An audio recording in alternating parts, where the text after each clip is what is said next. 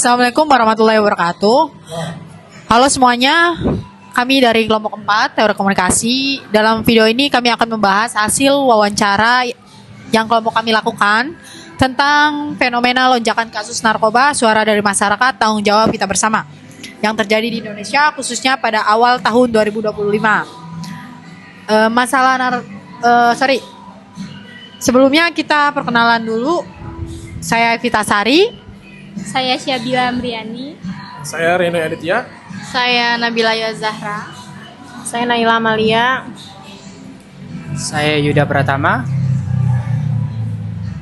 Masalah narkoba bukan lagi isu yang hanya muncul di berita atau statistik pemerintah. Kini peredaran narkoba sudah masuk ke ruang-ruang privat masyarakat, lebih dari sekedar angka. Kami ingin meningkatkan suara dari lapangan atau suara masyarakat yang merasakan langsung dampaknya. Di sini kami akan bahas dua aspek penting. Yang pertama ada peningkatan permintaan pasar domestik terhadap narkoba.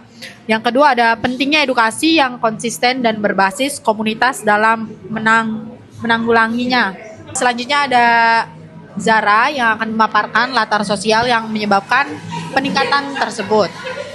Ya, permintaan narkoba di dalam negeri mengalami peningkatan drastis.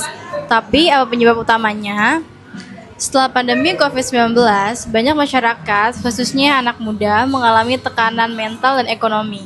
Stres, kecemasan, hilangnya pekerjaan, dan krisis identitas membuat sebagian orang mencari pelarian, dan sayangnya, narkoba jadi salah satu alternatif.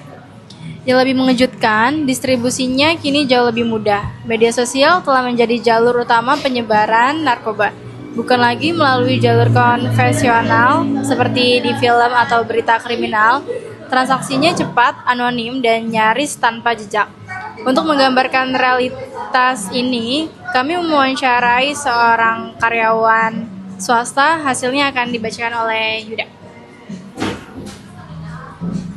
Ya, kami mewawancarai Pak Yanuardi, seorang karyawan swasta di Jakarta.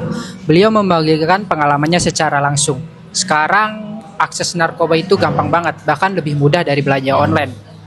Banyak akun anonim di media sosial yang promosi terang-terangan, mirip seperti jualan produk biasa. Rekan kerja saya pernah cerita, dia cuma kirim pesan, transfer uang, dan barangnya langsung diantar pakai ojek online. Praktis tapi sangat mengkhawatirkan. Dari kutipan ini kita bisa melihat betapa narkoba kini hadir dalam wajah yang sangat modern, tersamar, terjangkau, dan dekat. Hal ini tentu menyulitkan aparat untuk mengawas, sekaligus membuat masyarakat semakin mudah terjebak. Lalu bagaimana kita menanggulanginya? Yaitu edukasi, materi yang akan dijelaskan oleh Ray.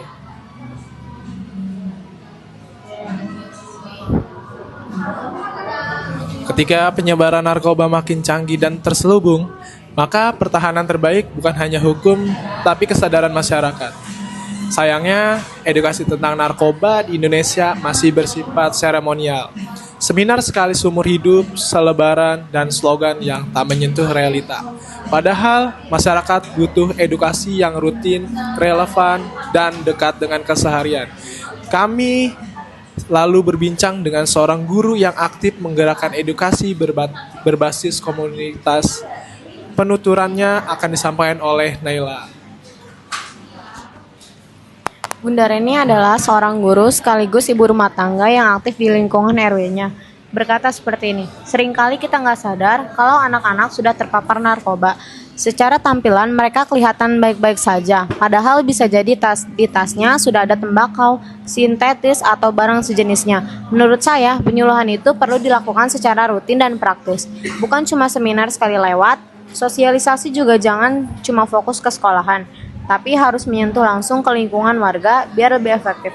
Beliau juga menambahkan informasi tentang deteksi dini itu penting, tapi lebih penting lagi adalah siapa yang menyampaikannya. Orang tua, tokoh masyarakat, dan teman sebaya harus dilibatkan aktif, bukan hanya guru dan aparat. Selanjutnya akan dibacakan oleh Syabila. Dari dua narasumber tadi, Bapak Yanuardi dan Bunda Reni, kita mendapat gambaran lengkap. Yang pertama, peredaran narkoba kini sangat modern dan tersembunyi.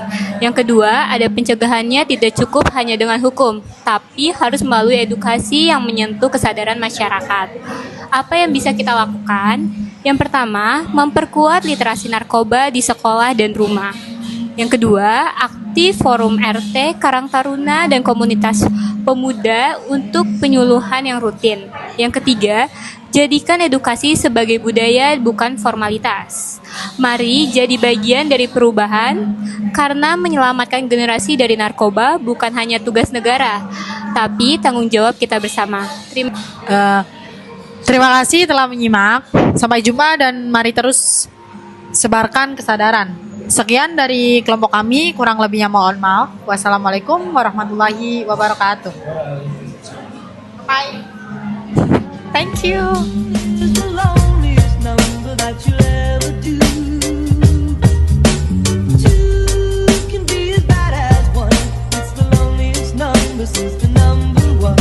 One is the loneliest number that you'll ever do. Two.